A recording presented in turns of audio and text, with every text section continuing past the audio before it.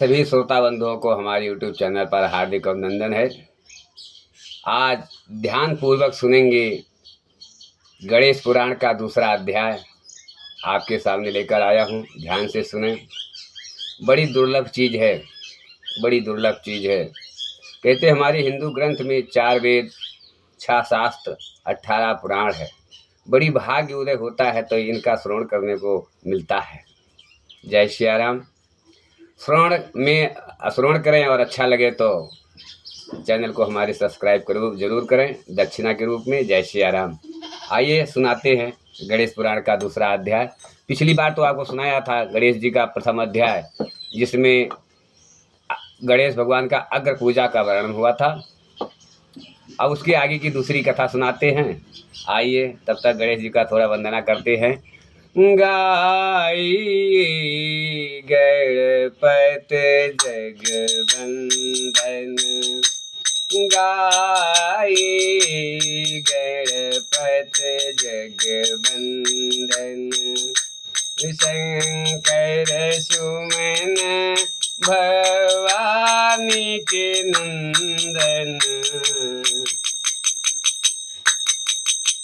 शंकर सुमन भवानी के नंदन, गाई गणपत जगवल्लन, गाई गणपत जगवल्लन। बोले गणेश भगवान की जय। रिद्धि सिद्धि मैया की जय। सभी देवी देवताओं की जय। गुरुदेव महाराज की जय। सुनने वाले श्रोता बंधुओं की जय। हर हर महादेव शंभु काशी विश्वनाथ गंगे।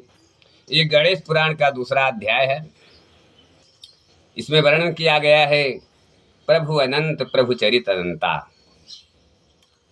सूत जी बोले, हे शौनक जी, यह एक तथ्य भी है कि गणेश जी ही उसके पात्र भी हैं। किसके? वह बड़े देवता का भी कार्य सिद्ध में विघ्न उपस्थित होने पर उन विघ्नराज का आश्रय न लिया हो। हे शौनक, वे देव भी बड़े दयालु हैं। नाम तो शिव जी का ही आशुतोष है, किंतु वे सर्वात्मा और सर्वरक्षक प्रभु तो शिव जी की अपेक्षा भी शीघ्र ही प्रकट हो जाते हैं। उनका भक्त कभी किसी संकट में नहीं पड़ता। बोले गजानन महाराज की जय। यदि प्रारब्ध वसात कभी किसी विपत्ति में पड़ भी जाता है तो गणेश्वर की उपासना करने पर उनके अनुग्रह से उनके समस्त दुख दूर होकर परम सुख की प्राप्ति होती है। शौनक ने कहा, हे सूत जी, हे महाभाग, हे प्रभु, मैं गणेश जी के विभिन्न चरित्रों का अध्ययन कराना चाहता हूँ। तो मुझे बताइए कि किस ग्रंथ का अवलोकन करूं। ही दयामय, आपको तो उनके समस्त चरित्र विदित है। यदि आप ही उन्हें सुनाने की कृपा करें तो मेरा अत्यधिक उपकार होगा। सूत जी बोले, हे शौनक, भगवान गणेश्वर के इतने चरित्र हैं कि उन सब का कथन इस जिह्वा से संभव नहीं, क्योंकि प्रभु अनंत प्रभु चरित अनंता वाली बात समस्त विद्वान ऋषि मुनि कहते हैं। फिर भी गणेश जी की जी अग्र पूजा के अधिकारी होने के कारण समस्त देव चरित्रों में जुड़े हुए हैं, इसलिए उनका प्रभाव भी सर्वाधिक व्यापक है। हे मुनि, हे शौनक, वे भगवान सर्वसमर्थ हैं। वे सभी का तिरस्कार करने में असमर्थ हैं, किंतु उनका तिरस्कार कोई भी नहीं कर सकता। यह त्रिलोक उन्हीं के संकेत पर नृत्य करता है। इसकी समस्त क्रियाएं उन्हीं की इच्छा पर आश्रित है। ही शौनक, भगवान गणेश्वर स्वयं कहते हैं, क्या? शिव विष्णु च शक्तो च सूर्यो मयि नराधिप, या विद्योगः सा सम्यग् योगो मतो मम। अर्थात, हे नरेश्वर, हे वरेण्य, शिव वरुण शक्ति सूर्य और मुझे गणेश में जो अभेद बुद्धि योग है, मेरे मत में वही सम्यक योग है। इससे यह भी सिद्ध है कि समस्त देवता उन्हीं के स्वरूप है। वही भगवान विभिन्न कार्य रूपों के अनुसार अपना भिन्न भिन्न नाम रखते हैं। हे मुनि श्रेष्ठ, उन सब देवताओं के चरित्र भी उन्हीं गणराज के चरित्र हैं। यद्यप सब चरित्र एक ही ग्रंथ में मिलने का संभव नहीं है, फिर भी गणेश्वर के अनेकों प्रमुख चरित्रों का वर्णन गणेश पुराण में हुआ है। राजा सोमकांत का वृत्तांत का वर्णन करता हूँ। सौनक जी ने पूछा, हे प्रभु, गणेश पुराण का आरंभ किस प्रकार हुआ, या मुझे बताने की कृपा करें।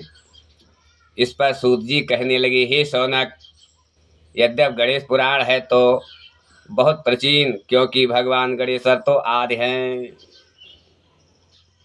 ना जाने कब से गणेश जी अपने उपासकों पर कृपा करते चले आ रहे हैं। उनके अनंत चरित्र हैं, जिनका संग्रह एक महापुराण का रूप ले सकता है। उसे एक बार भगवान नारायण ने नारद जी को और भगवान ने शंकर जगत जननी पार्वती जी को सुनाया था। बाद में वही पुराण संक्षेप रूप में ब्रह्मा जी ने महर्षि वेद व्यास को सुनाया, और फिर व्यास जी से महर्षि भृगु ने सुना। भृगु ने कृपा करके सौराष्ट्र के एक राजा सोमकांत को सुनाया था। तब से वह पुराण अनेक कथाओं में विस्तृत होता है और अनेक कथाओं में रहित होता हुआ अनेक रूप में प्रचलित है। सौनक जी ने पूछा, भगवान, आप यह बताने का कष्ट करें कि राजा सोमकांत कौन था। उसने महर्षि से गणेश पुराण का श्रवण कहाँ किया था, उस पुराण के श्रवण से उसे क्या क्या उपलब्धियां हुई। हे नाथ, मुझे श्री गणेश्वर की कथा के प्रति उत्कंठा बढ़ती जा रही है। सूत जी बोले, हे शौनक, सौराष्ट्र के देवनगर नाम की एक प्रसिद्ध राजधानी थी। वहाँ का राजा सोमकांत था।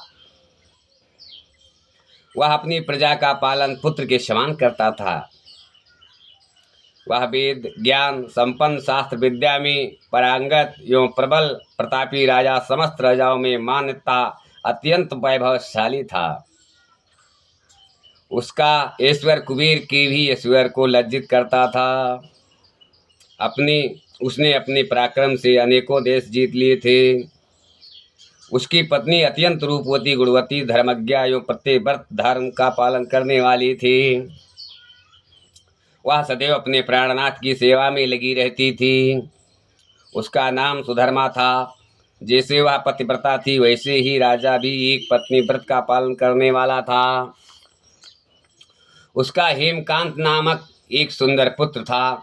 वह भी सभी विद्याओं का ज्ञाता और अस्त्र शस्त्र आदि के अभ्यास में निपुण हो गया था। यह सभी श्रेष्ठ लक्षणों से संपन्न सद्गुणियों प्रजाजनों के हितों का अत्यंत पोषक था। इस प्रकार राजा सोमकांत स्त्री, पुत्र, पशु, वाहन, राज्यों, प्रतिष्ठा आदि से सब प्रकार सुखी था। उसे दुख तो था ही नहीं, सभी राजगण उसका हार्दिक सम्मान करती थी तथा उसकी श्रेष्ठ कीर्ति भी संसार व्यापी थी। परंतु युवावस्था के अंत में सोमकांत को घृणित कुष्ठ रोग हो गया। उसके अनेक उपचार किए गए, किंतु कोई लाभ नहीं हुआ। रोग शीघ्रता से बढ़ने लगा और उसके कीड़े पड़ गए। जब रोग की अधिक वृद्धि होने लगी और उसका कोई उपाय नहीं हो सका, तो राजा ने अमात्यों को बुलाकर कहा, सुपुत्रो, जाने किस कारण यह रोग मुझे पीड़ित कर रहा है। अवश्य ही यह किसी पूर्व जन्म के पाप का फल है। इसलिए मैं अब अपना समस्त राजपाट छोड़कर वन में रहूंगा। मेरे पुत्र हेमकांत को मेरे समान मानकर राज शासन का धर्मपूर्वक संचालन कराते रहें। यह कहकर राजा ने शुभ दिन दिखवाकर अपने पुत्र हेमकांत को राजपद पर अभिषिक्त किया और अपनी पत्नी सुधर्मा के साथ निर्जन वन की ओर चल दिया। प्रजापालक राजा के वियोग में समस्त प्रजानन अश्रु बहाते हुए उनके साथ चले। राज की सीमा पर पहुंचकर राजा ने अपने पुत्र आदि अमात्यगण और प्रजाजनों को समझाया, आप सब लोग धर्म की जानने वाले, श्रेष्ठ आचरण में तत्पर एवं सहृदय है। ये संसार तो वैसे भी परिवर्तनशील है। आज जो है वह कल नहीं था और आने वाला कल भी नहीं रहेगा, इसलिए मेरे जाने से दुख का कोई कारण नहीं है।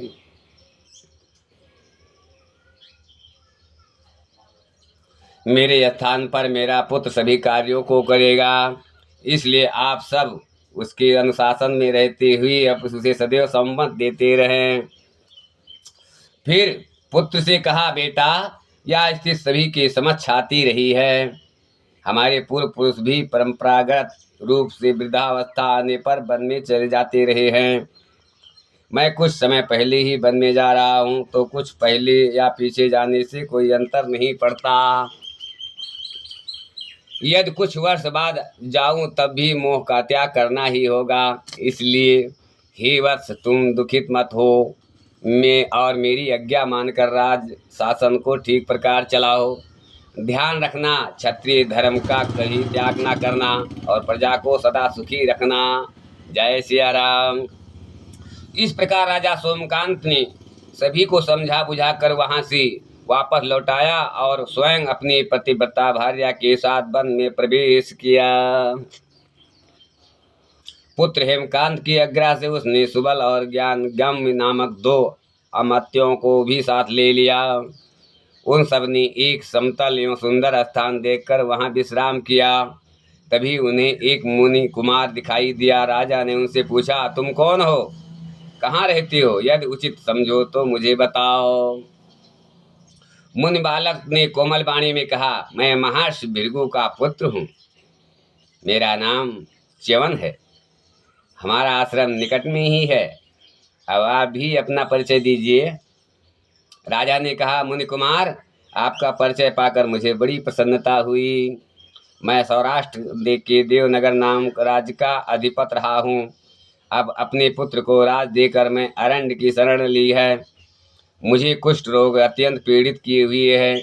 इसकी निवृत्ति का कोई उपाय करने वाला कृपा करके मुझे बताइए। मुनि कुमार ने कहा, मैं अपने पिताजी से अपना वृत्तांत कहता हूँ, फिर वह जैसा कहेंगे आपको आकर बताऊंगा। यह कहकर मुनि बालक चला गया और कुछ देर में ही आकर बोला, राजन, मैंने आपका वृत्तांत अपने पिताजी को बताया।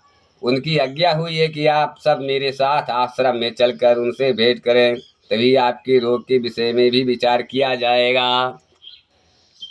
भृगु राजा के पूर्व जन्म का वृत्तांत कथन कहने लगे। राजा अपनी पत्नी और अनुमतियों के सहित च्यवन के साथ साथ भृगु आश्रम में जा पहुंचे और उन्हें प्रणाम करके बोली, हे भगवान, हे महर्षि, मैं आपकी शरण हूँ, आप मुझे कुष्ठ पर कृपा कीजिए। महर्षि बोली, राजन, यह तुम्हारे किसी पूर्व जन्म कृत पाप का ही उदय हो गया है।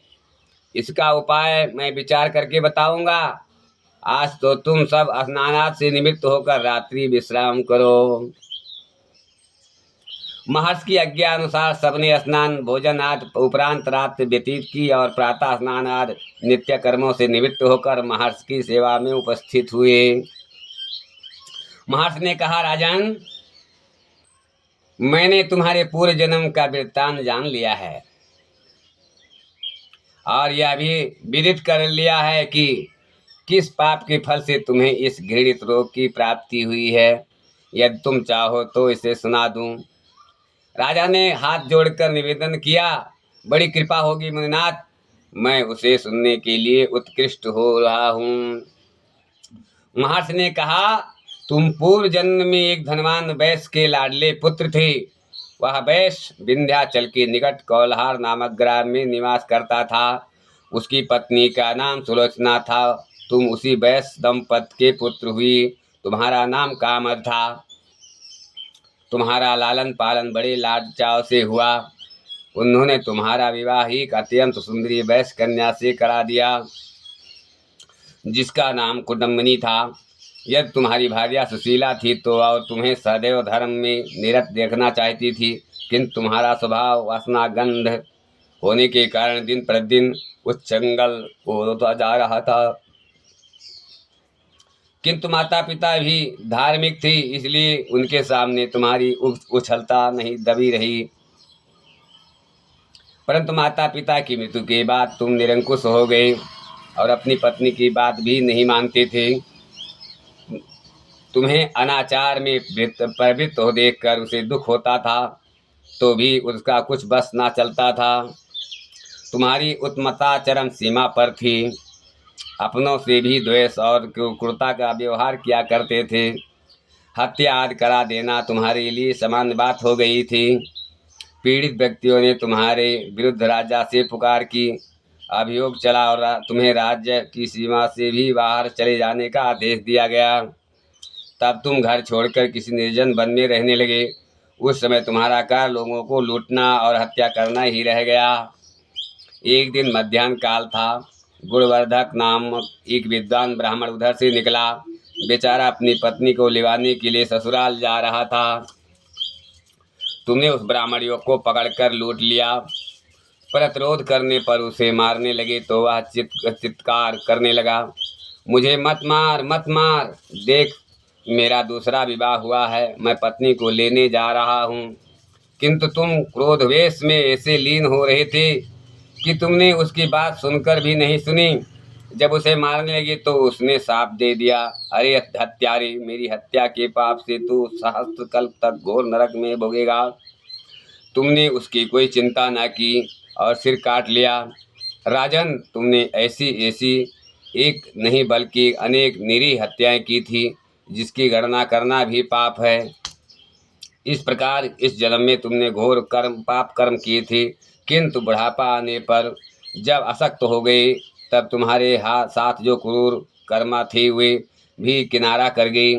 उन्होंने सोच लिया कि अब तो ये खिलाना भी पड़ेगा, इसलिए मरने दो यहीं। गणपति उपासना का अमोघ प्रभाव देखिए। राजन राजन, अब तुम निर्लंब थे, चल फिर तो सकते ही नहीं थे। भूख से पीड़ित रहने के कारण रोगों ने भी तुम्हें घेर लिया। उधर से जो कोई निकलता तुम्हें घृणा की दृष्टि से देखता चला जाता। तब तुम आहार की खोज में बड़ी कठिनाई से चलती हुई एक जीर्ण देवालय में जा पहुँचे।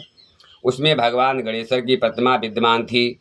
तब ना जाने किस पुण्य के उदय होने से तुम्हारे मन में गणेश जी के प्रति भक्ति भाव जागृत हुआ।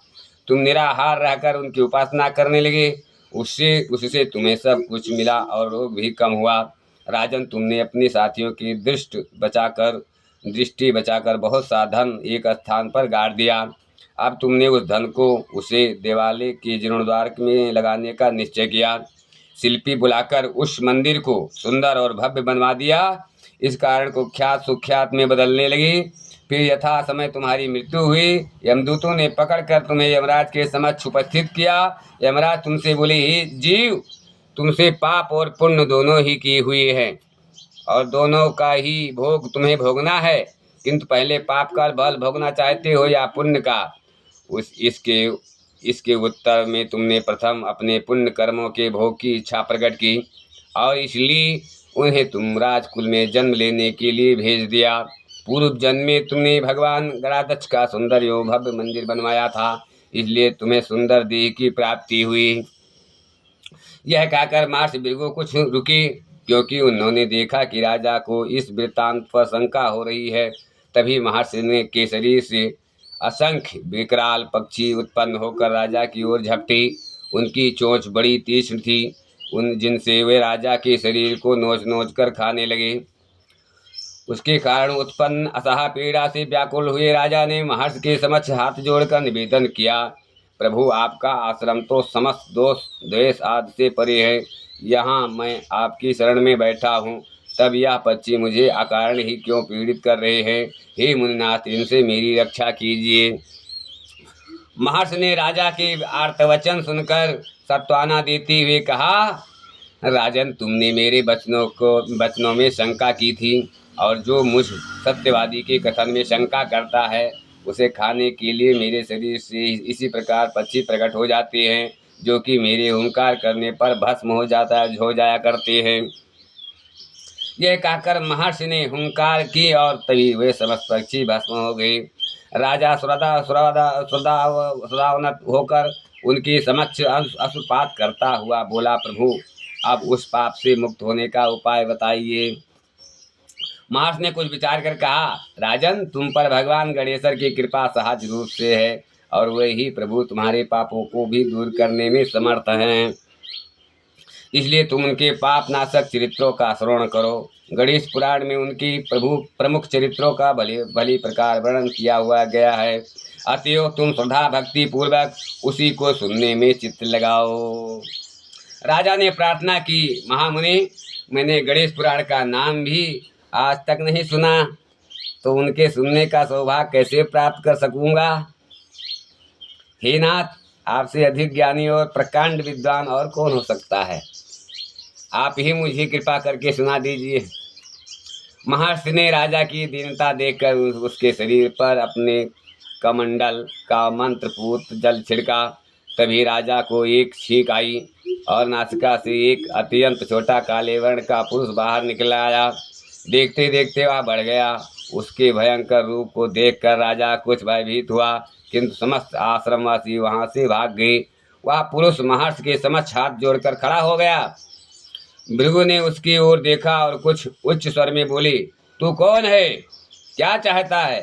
तब वह बोला, मैं साक्षात पाप हूँ, समस्त पापियों के शरीर में मेरा निवास है।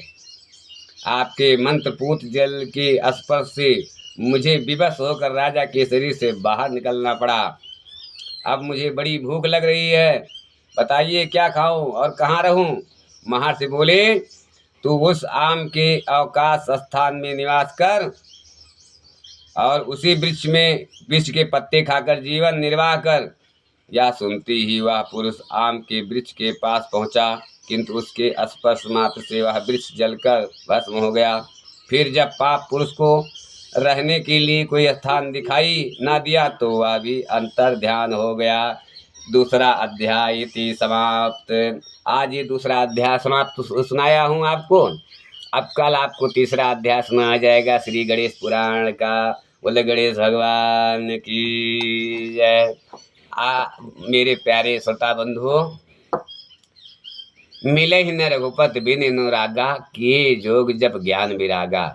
राग, द्वेष, ढोलक, हारमोनिया, नगारा, ये जो सूरज लगाते हैं रा रा, ये सब मनुष्यों के लिए है। राग है इंसानों के लिए, और प्रभु को रिझाने के लिए अनुराग की जरूरत। मिले न रघुपति बिन अनुरागा। तो इस कथा में अनुराग भरा हुआ है। आपको पूर्ण रूप से विस्तार से गणेश जी का पुराण सुनाया जा रहा है। आप दक्षिणा के रूप में सब्सक्राइब जरूर कर देना हमारे YouTube चैनल को। जय सिया राम। गजानना गजानना गौरी नंदन गजानना गजानना गजानना गौरी नंदन गजानना। हे गजानना गजानना गौरी नंदन गजानना।